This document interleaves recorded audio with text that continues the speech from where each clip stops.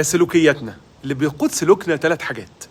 اولا الحدث، السيتويشن، بما فيهم بقى المكان، الزمان، الانفايرمنت والسيركمستانسز او الظروف اللي بتمر في الحدث. تاني حاجه افكاري، ودي اللي بيكونها بقى تربيتي، اخلاقي، قيمي، مبادئي، تعليمي الدينيه. تالت حاجه مشاعري، واحنا عندنا 4 مشاعر اساسيه: سعاده، غضب، خوف، وحزن. سلوكي هو الحاجة اللي واضحة للناس، هي قمة الايسبرج، لكن مشاعري بقى وافكاري هي اللي بتحدد سلوكي وهي اللي تحت الايسبرج. كل ما افكاري غذت مشاعري فهي اللي تقود سلوكي، لكن لو خليت مشاعري هي اللي تقود سلوكي للاسف ببقى impulsive person، يعني قراراتي وسلوكي مش ناضجين قوي.